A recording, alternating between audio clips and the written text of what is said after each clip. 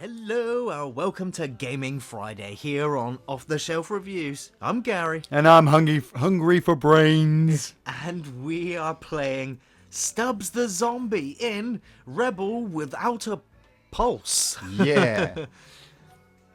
This is a game that came out back in October 2005. It came out on the Xbox, the PC, the Mac operating system, and eventually to Xbox 360.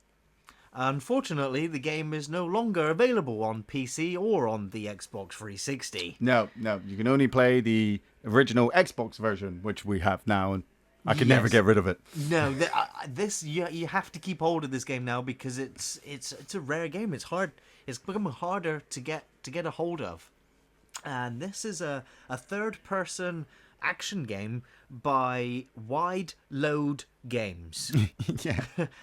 We'll get into Wide Load Games in just a little while. First, Iain, why don't you tell us what Stubbs the Zombie is about? Well, the story follows Stubbs, the zombie, who, before he died, Stubbs was a traveling salesman. He came to a farmhouse one time to sell some stuff and came across a young girl who tried to have sex with him. And then her father came home, chased Stubbs out the house and shot him.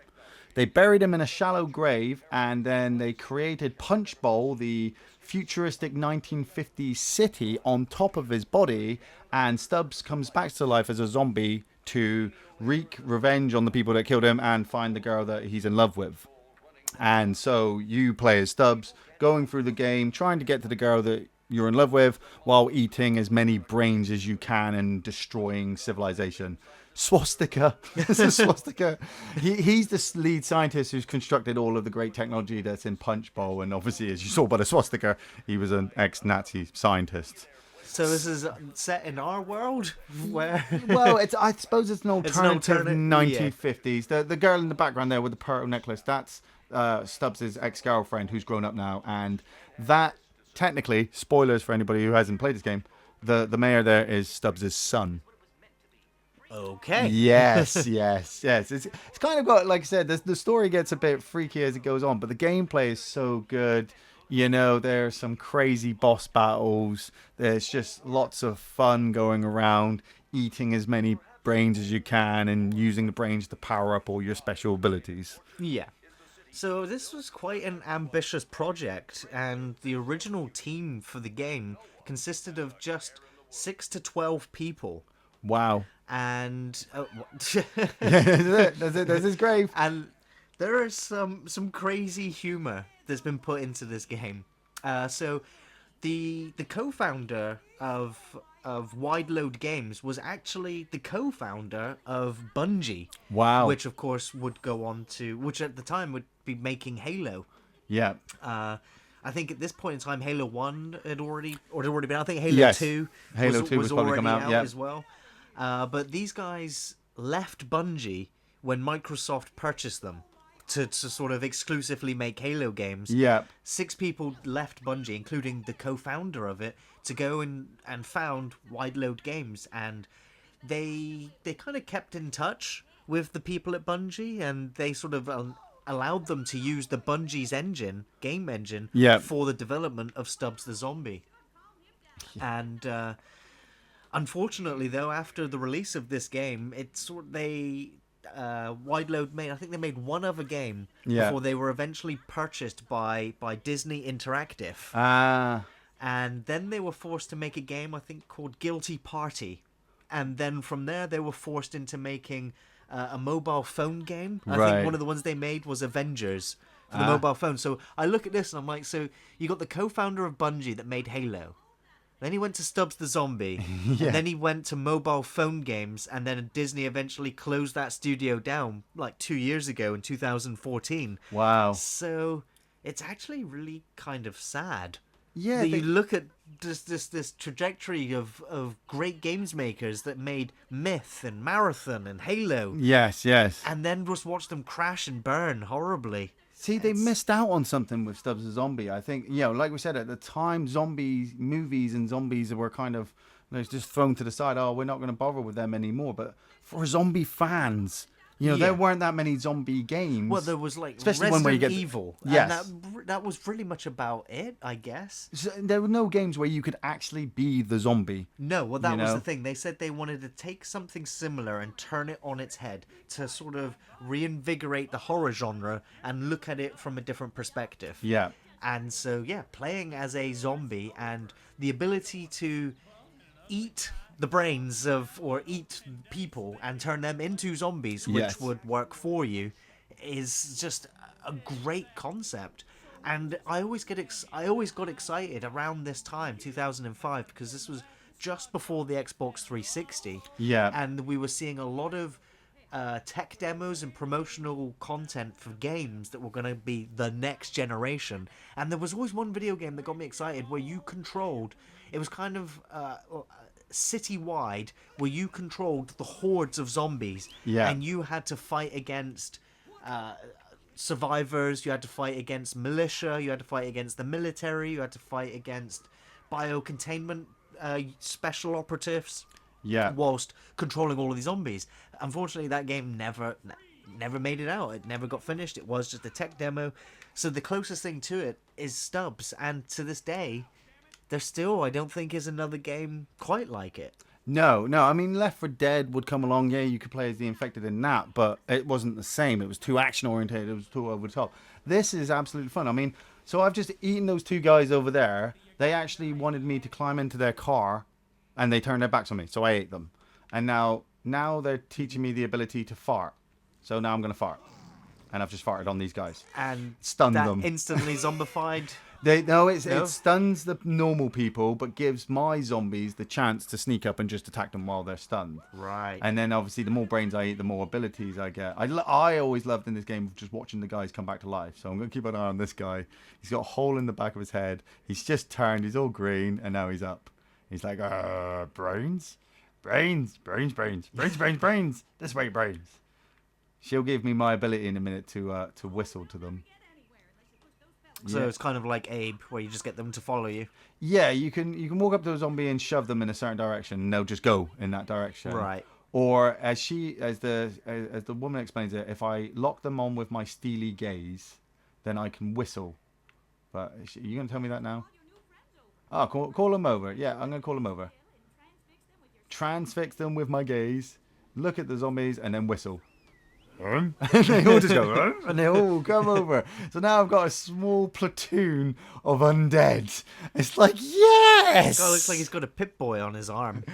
Yeah, well, that's it. That's the futuristic stuff. It's got like a shocker in it. So if you get up too close, they'll punch you with it, and it'll stun you for a few seconds, because you're undead, so you can live without that. Yeah. That's my health bar. She's green, yeah. Yeah, she's gonna teach me now. It's basically Halo's shield.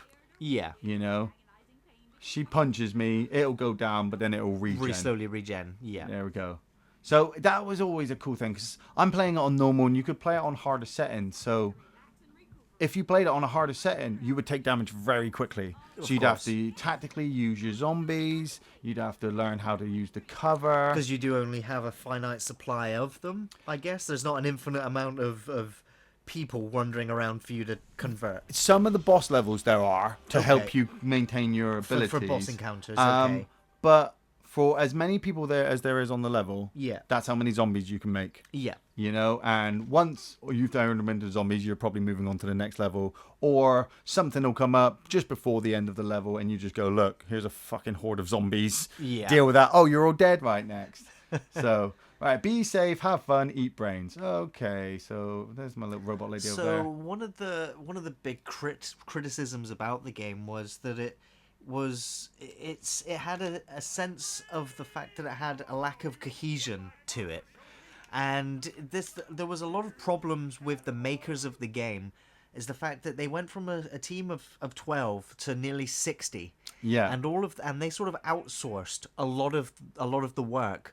And then when that work came back, it wasn't complete. And that was because these developers that they were hiring to work on the game did not know how the Bungie Halo engine worked. Yeah. So there was a lot of technical issues where a lot of it got broken, which resulted in glitches or freezing or game crashes, which is why back in 2007, the game finally was out on was available on PC, and then swiftly taken back down again, and has never resurfaced on Steam. Yeah. Like I said, it became on 2008. It was available on the Xbox 360 via sort of its backwards compatibility. Yeah. And then in 2012, it had to be removed again due to what Microsoft calls technical issues.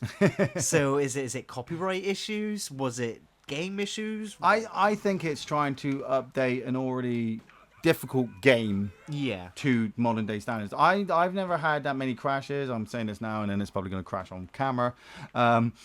But I've never really came across any of that. The game flowed very well for me. I just, I knew, I suppose, when I went into it, what its limitations were. Well, you're looking at 2005 original Xbox.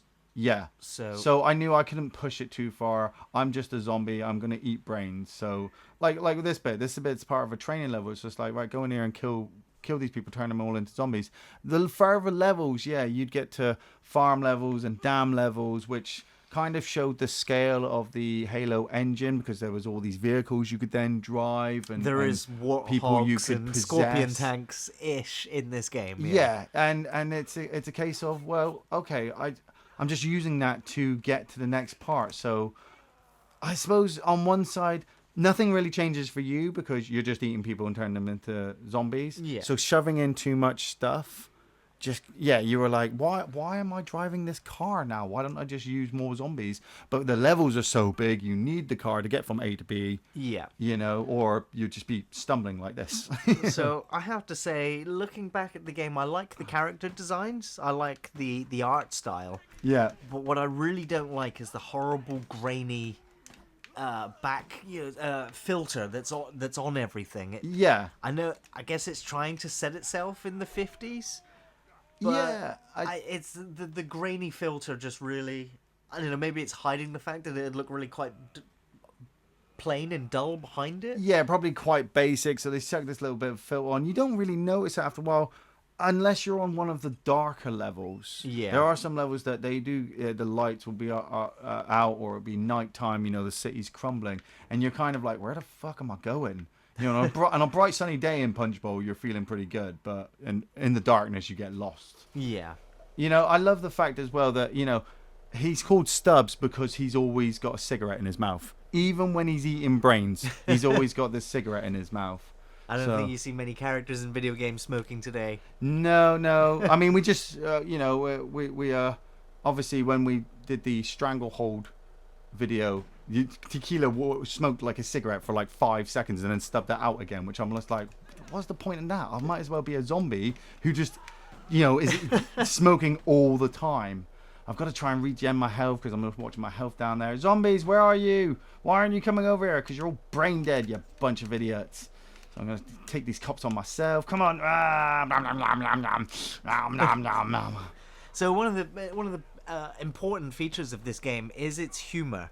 Yeah. And you kind of get a sense of that when you see the story and from cut sequences like this. But they didn't just want the comedy to be in all of their scripted cut sequences. They intended a lot of the comedy to be player driven.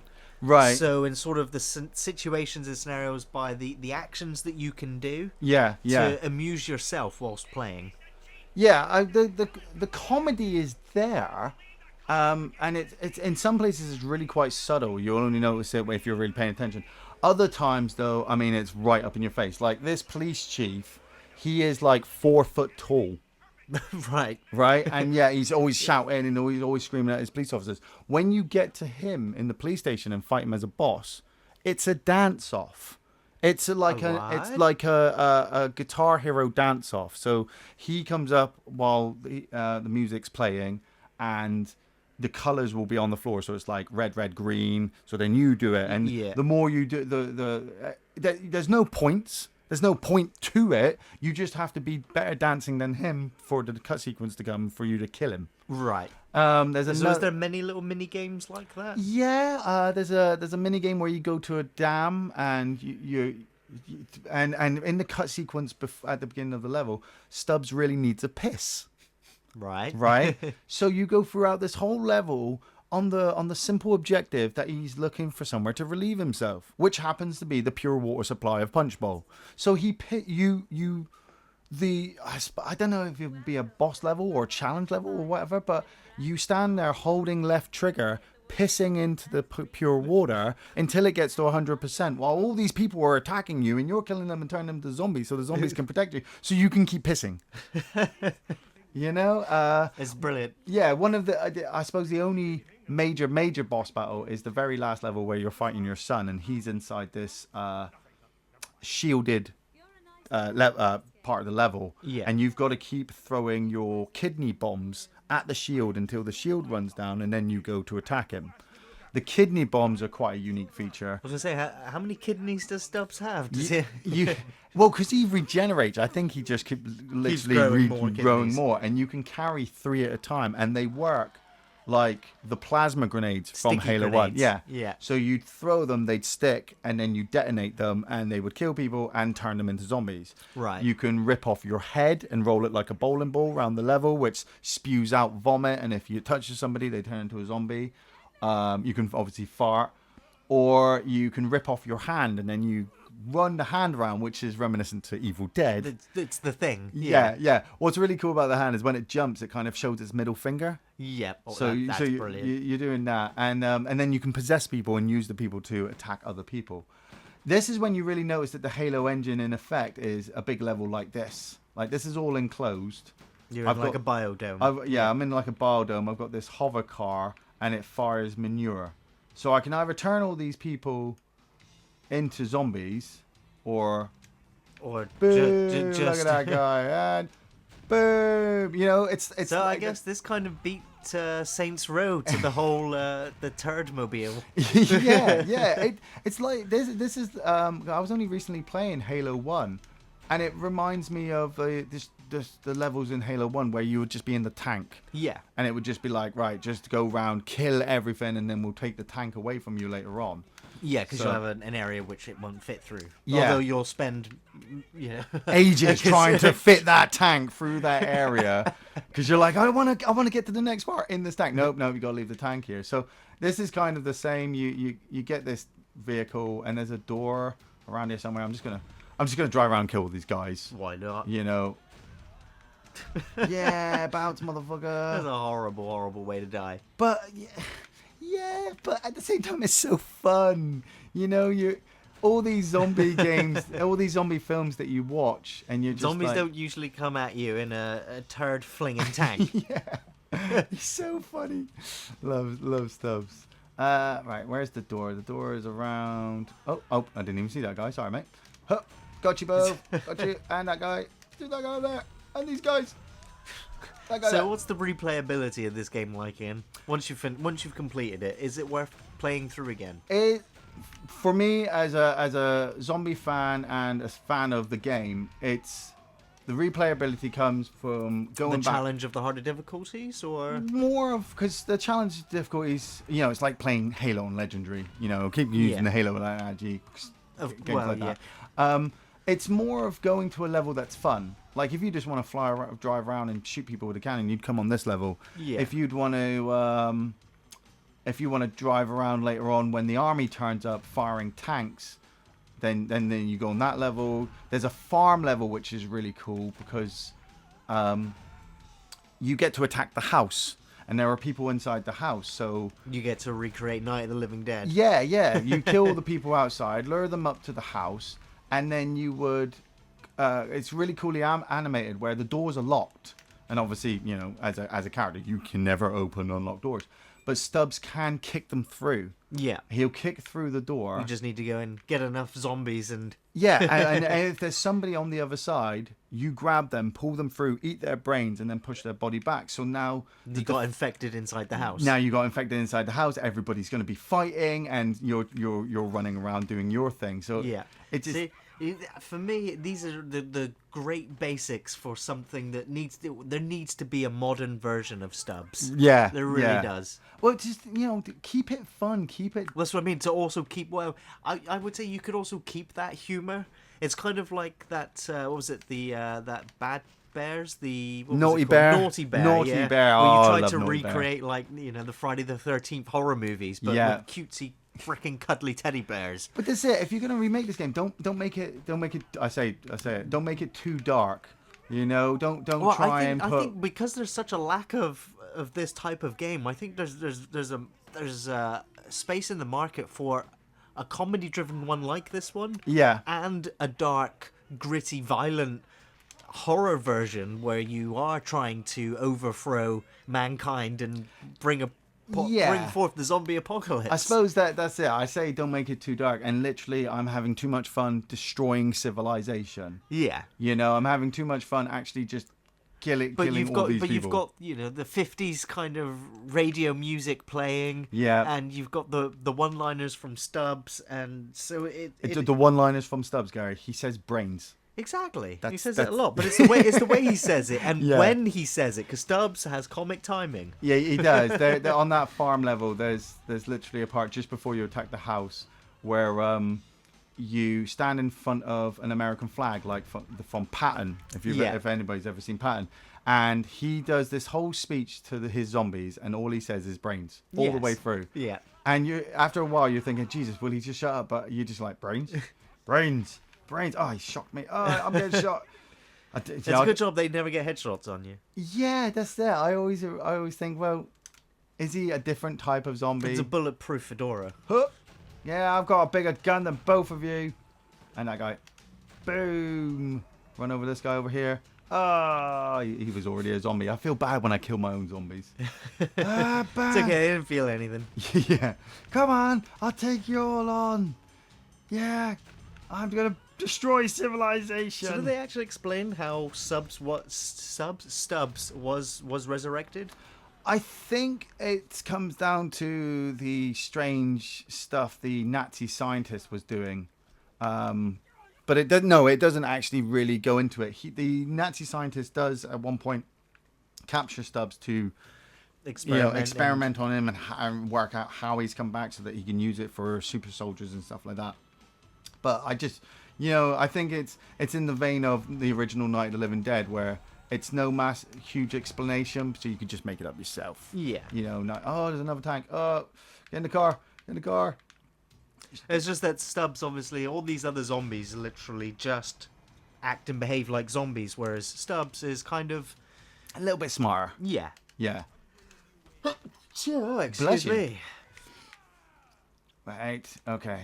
See, I don't want to keep using the cars, but the fact is, like I said, in the Halo, the levels are so big, and I'm only a zombie stumbling. By the time I get around here, it takes ages. I'm going to take that guy too. Kill you all! Ah, I'm a maniac!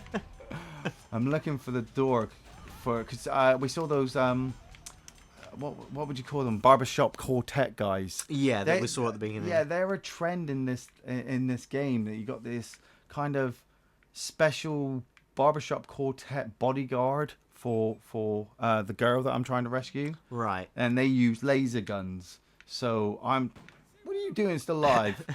Come here. So you've got to get past them to get to her. And then, you can use them as zombies as well. Right. But one of the cool things I always loved was the fact that he stumbles. But if you keep going in a straight line, he'll start to pick up speed and he'll run like that. Oh, but if you, I guess it's only slightly temperamental though. No, you can keep it going if you're aiming him in certain directions. But obviously, if you stop and you have to move, then he'll go back into stumbling mode. Right. But it just works when you've got a large horde of zombies. You're moving up against a bunch of guys. Yeah. You're using the zombies as shield, and then you move faster to move around them to flank to start attacking people left and right. Yeah. Which is cool little design. And I mean, look at him. It is great. The eyes, the face, the hair. I just love the half-torn suit. Yeah, the suit that he's still wearing, ribs. the exposed rib. I think you can just see his boxer shorts down there by his leg. Yeah, as well. So somebody actually took a lot of detail. Took a lot of time to detail Stubbs, so that as you're playing as him, you feel a bit of an attachment to him. Yeah. Well, that's the thing. This game, I believe, is a cooperative game as well. Yes. It has a co-op mode. How does that work? You both play as Stubbs, basically. Two Stubbs? Two Stubbs on screen at once. I want to... I'm gonna just fire. And I guess it works just again like Halo, where if one of you dies, you both get reset. Or no, it's the other one respawn. It's Halo 1 rule. So if one of you dies, the other one has to either leave combat or kill everybody for you to spawn in. Yeah. But obviously you try not to both die at the same time. It does get fun on levels like this where you get two tanks and you're just driving around smashing into each other. And yeah. I suppose that's the thing. Just like we said, if you're a fan of Halo 1, but you're playing Halo what are we on now? 5 Guardians, 6, you know, and you miss the old fun days. Yeah. Then Stubbs is a good replacement, because you're not playing Halo, but you're playing a game that reminds you of Halo and back in the day. It's got a co-op mode that you can play with your friends, and yeah, you get to eat brains and kill people. It's just you can't really ask for much more than that. No, you can't. Yeah. So yeah, like I said, this game it's not action packed. It's not finely tuned, but it is really quite clever, and it does have some memorable humor in it.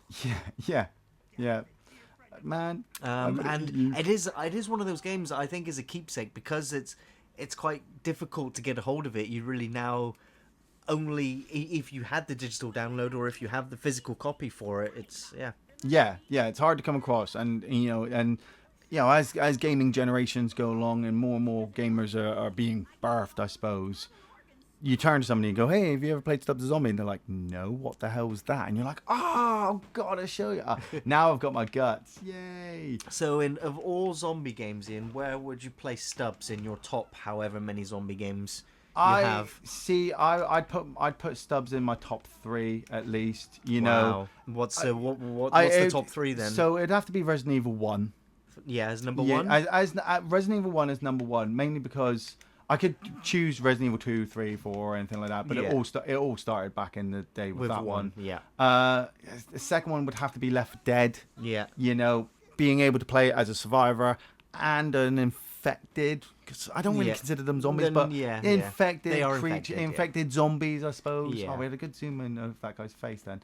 And the fact that it's got a good campaign. Left 4 Dead 2, I suppose. Left 4 Dead 2 has got a good story mode campaign, cooperative play, and then Stubbs the Zombie is kind of just for me.